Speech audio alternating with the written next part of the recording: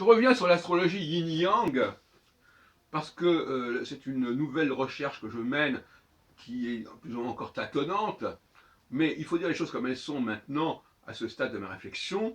Le temps yang est le temps de la convergence.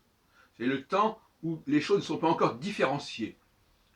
Et le temps yin est le temps où les choses commencent à se différencier. C'est le refroidissement. On voit bien au niveau politique que le gouvernement est pressé instinctivement, parce que finalement, même si les gens ne font pas d'astrologie, ils ont l'astrologie en eux. Donc quelque part, il n'y a pas de décalage absolu entre ce que font les gens et ce qu'ils ressentent et la réalité astrologique. Il ne faut pas exagérer, n'est-ce pas? On a tendance à exagérer, on dit, ah mais si les gens savaient ce qu'était l'astrologie, ils pourraient faire autrement. Non, quelque part c'est ressenti comme ça. Même si ça n'est pas formulé, ce n'est pas qualifié comme cela, c'est quand même cela.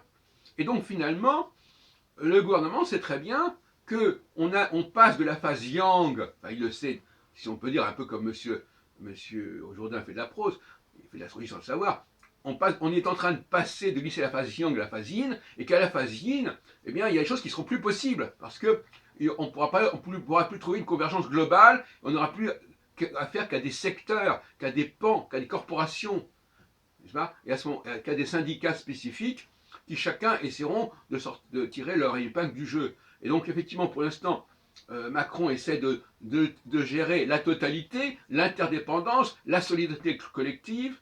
Il met par exemple il dit voilà, bon, il n'y a pas de raison que les agriculteurs aient ceci, et les cheminots aient cela, etc. Bon, c'est un discours qui continue à passer, mais à un moment donné, effectivement, il risque d'y avoir une sectorisation des revendications, et à ce moment-là, chacun va jouer sa carte, et on ne pourra pas mener une politique globale. Et ça, Macron le sait, il le pressent, son gouvernement le pressent, et il se presse parce qu'effectivement, il sait que s'il agit rapidement, il va encore bénéficier de la phase yang, et que s'il tarde, il va tomber sous le coup de la phase yin. Et la phase yin, ça ne sera pas la même politique, ce ne seront pas les mêmes conditions d'action. Donc là, c'est intéressant de voir que les gens sentent que les phases n'ont pas une durée illimitée, que les possibilités ne sont pas ouvertes indéfiniment, qu'il y a des fenêtres qui s'ouvrent et qui se ferment.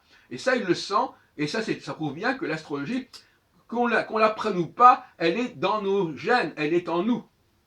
Et donc, par conséquent, c'est la théorie de la nouvelle alliance, d'ailleurs. Effectivement, les choses ne sont plus de l'ordre du livre qu'on apprend, elles sont ancrées en nous. L'astrologie est ancrée en nous.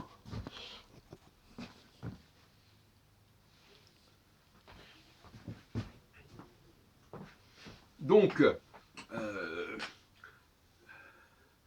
l'astrologie, elle se réduit finalement à cette dialectique yang-yin.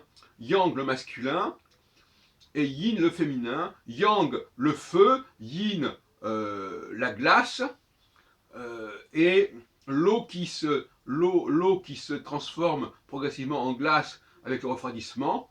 Et la glace, c'est la multiplication des entités, la diversité des segments, et par conséquent, c'est très difficile à gérer, alors que lorsque tout est fluide, eh bien, on peut gérer un processus dans sa globalité et pas au coup par coup et au cas par cas. Donc voilà, à mon avis, l'astrologie telle qu'elle se dessine pour le XXIe siècle. C'est une astrologie du yin et du yang, ou du yang et du yin, et ça ne va pas beaucoup plus loin que cela, et il ne faut pas chercher plus loin en astrologie. Déjà, si l'astrologie arrive à se faire respecter dans ce sens-là, ce sera déjà un énorme progrès, et qui veut le plus, à trop vouloir le mieux et l'ennemi du bien, je demande aux astrologues d'être très modestes, ce qui n'empêche pas, bien évidemment, à partir de ces schémas acceptés par tout le monde, de greffer des applications, des ajustements à des cas particuliers. Mais il ne faut pas que le modèle lui-même soit déjà de l'ordre du particulier. Il faut que le modèle soit global, et puis après, on greffe du particulier par-dessus. Or, actuellement, le thème natal devient la base, et finalement, il n'y a pas la perspective globale. On est dans le yin, voilà. En fin de compte, l'astrologie, elle est devenue complètement yin, et elle a perdu la dimension yang.